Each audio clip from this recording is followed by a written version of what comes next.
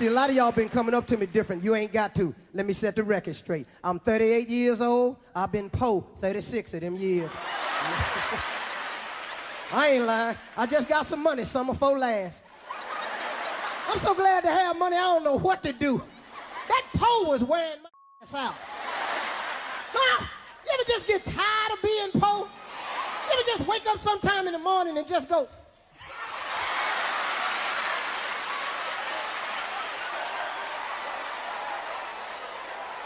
Another day. What's going on, everybody? Welcome to another episode of Tunji's podcast. I am your host, Tunji Taylor Lewis. Sorry I wasn't able to get up a podcast yesterday, y'all. I was busy doing some other things and I just got caught up. By the way, we are almost at 100 episodes of this thing. Almost at 100 episodes, which is awesome, which is amazing, which is great. I will feel very accomplished when I get to a couple episodes.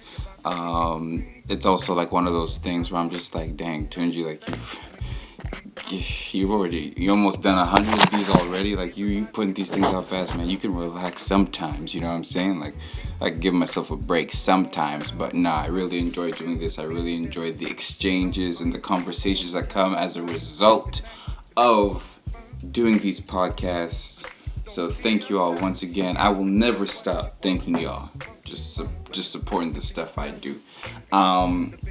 What I wanted to talk about today was just this amazing phenomenon that I've noticed when it comes to business, sports, and life in general. Is like when people hate on you for the same thing that they celebrated you for earlier, right? Like when you become newly successful at something, people celebrate you for it and put you up on this pedestal and stuff like that. But the moment it starts to become, domination, and it's continued success over and over and over again, that celebration turns into hate. It turns into criticism.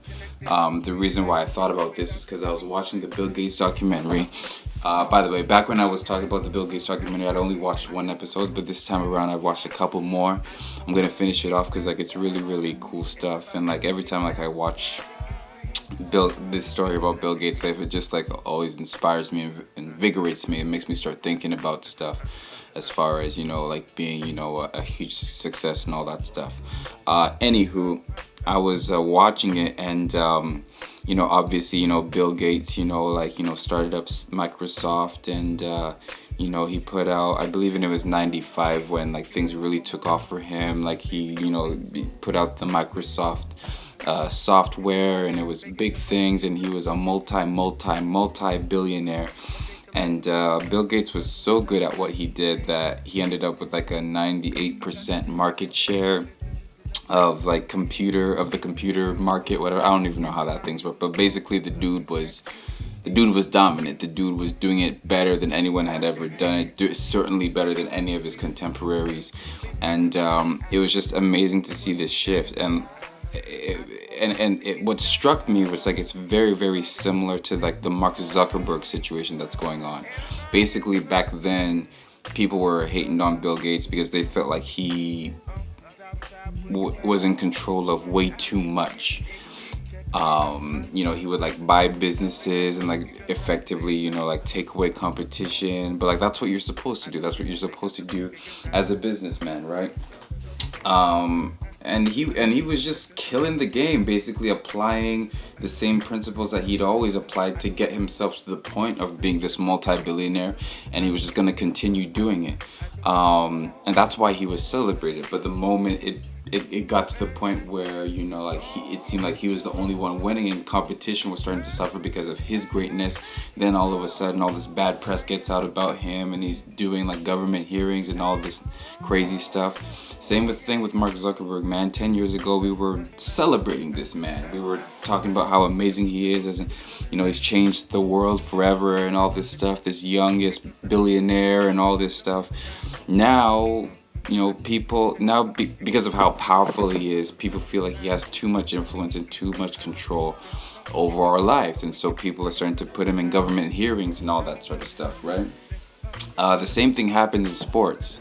I can remember when the Golden State Warriors were first assembled and they won that first NBA championship, and they were the good guys and the Cleveland Cavaliers were the bad guys because they had LeBron on that team. And the Golden State Warriors had Steph Curry and Andre Iguodala and Klay Thompson and before KD got there, right? They were the golden boys. They were the good Christian boys who, won a championship the right way, who won a championship through, building through the draft instead of, gaining great players through free agency. Like, they feel like they were the good boys. But the moment they win, they're at an elevated position, they achieve this level of excellence, and they just keep applying the same principles that they did that led them to this success, which ended up leading them to get KD. And the moment they get KD, oh my goodness, they're too cocky. Oh my goodness, they're too proud. All this stuff, blah, blah, blah. They're blah, blah, blah, blah, all this stuff. People start to hate on them. People start to criticize them because it became too much. What's another example, man? I mean, like, there's lots of examples. I mean, like, I brought up LeBron James. Like, just that's how his whole career went. We loved this guy when he was young, but the moment, the moment, when I guess when the novelty wore off on how amazing and great he is, that's when the criticism started to come in. And it really, really had me thinking, just because, I'm definitely someone who studies successful people and definitely want to make sure that I'm always on the trajectory for success. I think that I kind of like decided after seeing that in that moment and making that observation that, okay, like when I get to the point where, I'm, doing well and I'm very successful and everybody's celebrating me for it, I'm just going to have to brace myself for the bullshit, in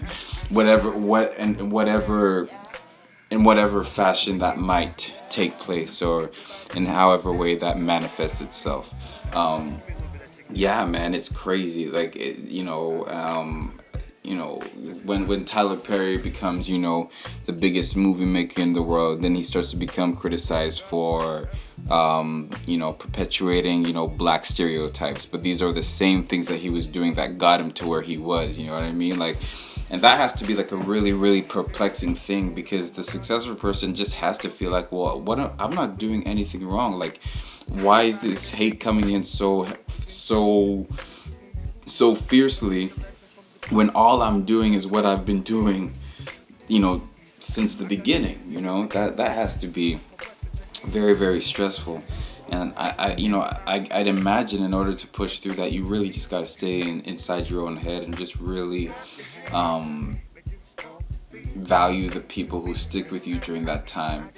But then it also just makes me think that, okay, like when you're being celebrated, when people are singing your praises and hyping you up, not to take that to heart, not to take that too seriously. Like, obviously appreciate it, because you always got to be thankful and appreciative of people throwing positive energy your way, but you can't put too much into it, because the moment it flips and goes in the reverse, the negativity would probably, kill anybody, right? Yeah, man, but yeah, it's definitely a crazy thing, and I think, but I think it also speaks to like how our, society deals with competition that we can't beat. Because for me, if somebody was consistently better than me at something, the first thing that I'm doing is going, okay, what's up, Triple Blazes? Thank you for joining my life. Okay, the first thing I'm doing is like, okay, why are they getting the success that I'm having, that they're having, and why am I not having that same success? Like, I'm studying them, I'm trying to learn from them. People who try to tear competition down simply because they can't beat them is like such a lame thing to do. It's just such a lame thing to do. There's no, like, how could you have any pride in yourself if you yourself aren't getting any better by tearing someone else down? So it just doesn't make any sense to me. Like, okay, you've tore someone else down, you've made somebody else's life at least a little bit more difficult, but at the end of the day, you're still in the same place that you were. So yeah, like, I don't know, like, even if I'm jealous of a person who's better than me, I'm still looking at them like, okay, why are they successful that they are? What do I need to change? What do I need to adjust? And I go from there. So anyway, yeah, that's my thoughts on the situation. Thank you so much for those of you who have listened and watched. Peace.